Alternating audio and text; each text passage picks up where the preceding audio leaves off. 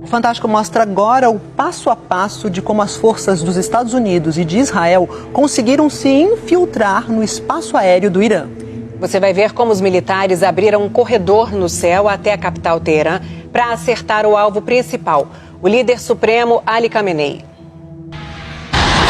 Esse é o sistema de defesa antiaéreo iraniano, um dos maiores do mundo. São milhares das chamadas baterias espalhadas pelo país. A operação de ontem mirou em, antes de tudo, abrir o céu. A joia da coroa iraniana são as baterias Bavar 373, que são compostas por 4 componentes. 2 são radares. O primeiro, que funciona como os olhos, é uma antena gigante que varre os céus em busca do inimigo. Emite ondas de rádio, que quando esbarram num objeto, emitem uma espécie de eco que identifica a posição. Quando uma aeronave é detectada, uma outra antena trava nela para manter a posição e guiar um míssil como esse com precisão matemática. Aí, os oficiais, dentro de um outro caminhão blindado, cheios de telas, decidem se o alvo é inimigo e apertam um botão. E é aí que entram em cena esses tanques. Cada bateria pode ter até 8 desses, que se posicionam e lançam o míssil de defesa. Mas as inteligências israelense e americana estudaram o sistema nos últimos anos e criaram um plano para desativá-lo cirurgicamente. A grande estreia de ontem foram os novos drones americanos, chamados LUCAS, a sigla em inglês para Sistema de Ataque e Combate Autônomo de Baixo Custo. Custam $35 mil cada. Ironicamente, foram inspirados num modelo de drone desenvolvido pelos próprios iranianos, o Shahed 236, usado largamente na guerra da Rússia contra a Ucrânia. Os americanos capturaram um desses drones e fizeram a engenharia reversa. De acordo com o Comando Central americano, centenas deles invadiram os céus iranianos como um enxame. Esses drones são capazes de ficar totalmente parados no ar por até 6 horas. E estão conectados entre si, cada um deles com 18 quilos de explosivos no seu interior. Mas ontem eles serviram como iscas, porque os radares iranianos miraram suas ondas de rádio nos drones baratos e revelaram suas posições.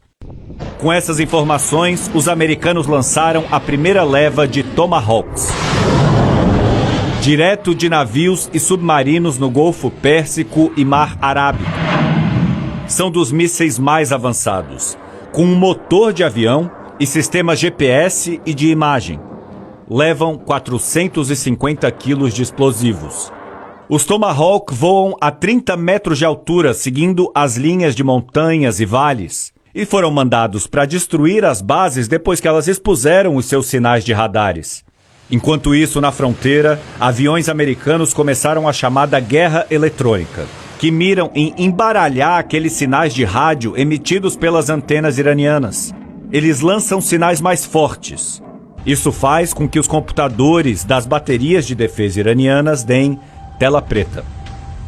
Foi aí que 15 minutos depois entrou em cena a frota dos 200 aviões israelenses. Uma orquestra de destruição aérea como não se via desde as grandes guerras do século XX. Os primeiros a invadir os céus foram pelo menos 25 dos caças de quinta geração. O F-35I Adir. Os aviões israelenses entram no espaço aéreo no modo fantasma, ou stealth. Eles têm formas anguladas ou serrilhadas. Quando a onda do radar chega neles, ela volta para outro lugar. Imagina jogar uma bolinha de tênis contra uma parede inclinada. Ela não volta para você, mas para outra direção. Os mísseis estão escondidos dentro da barriga desse avião, que acabam virando pontos menores do que uma abelha no radar inimigo. Além disso, esses caças são capazes de se infiltrar nos computadores iranianos, não para desligá-los, mas para fazê-los pensar que está tudo bem, enquanto as bombas já estão caindo. David Deptula é tenente-general veterano da Força Aérea Americana. Já foi chefe de vigilância e inteligência e um dos estrategistas da Operação Tempestade no Deserto, na Guerra do Golfo, em 1991.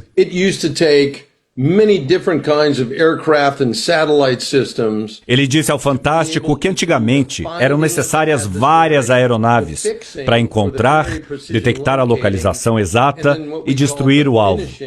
Mas hoje, todas essas habilidades estão nesses caças de quinta geração. Depois invadiram os céus os F-15I Ram, que podem carregar até 10 toneladas de dinamite. Eles foram mandados para destruir sistemas de defesa subterrâneos. Havia também aviões postos de gasolina que podem reabastecer um caça em pleno voo. Além disso, os grandes maestros eram aviões capazes de detectar se algum míssil iraniano estava em rota para que os caças israelenses pudessem desviar. Dessa forma, em poucos minutos, americanos e israelenses abriram um corredor até Teherã e atingiram o alvo principal, o distrito de Pasteur, no centro da capital. Ali fica o complexo de Beit Habari, a casa do líder. Muitos pensavam que o Ayatollah estivesse num bunker subterrâneo nas montanhas, mas Ali Khamenei estava escondido dentro de uma das casas desse complexo altamente fortificada com bunkers subterrâneos. Os caças israelenses usaram munições de penetração do solo, preparadas para atravessar metros de concreto e pedra antes de explodir. A operação foi tão rápida que não daria tempo de fugir dali de helicóptero ou num comboio protegido.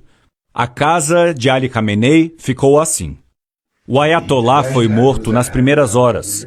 Deixou os iranianos sem comando forte. Os caças iranianos nem levantaram voo para tentar seguir os superaviões israelenses. Se limitaram a contra-atacar bases militares americanas no Catar, Bahrein, Kuwait, entre outros. A operação de ontem marca uma nova fase de guerras no mundo, em que sistemas de defesa são sobrecarregados por uma multidão de objetos voadores. E os americanos atingem cada vez mais seu objetivo de não colocar o que chamam aqui de boots on the ground, ou botas em solo, ou seja, soldados em terra dentro do território inimigo. David Deptula diz que vemos a evolução rápida da inteligência artificial fazendo o papel de reconhecer alvos e trabalhar com sensores. Americanos e israelenses conseguem fazer hoje uma guerra digital à distância em poucos minutos. É o prefácio de uma era tecnológica de combate. A guerra centrada em redes, onde aviões e mísseis até importam menos do que o balé que são capazes de fazer conectados, confundindo o inimigo. Destruir a percepção. O futuro da guerra chegou, mas ele é invisível e extremamente poderoso.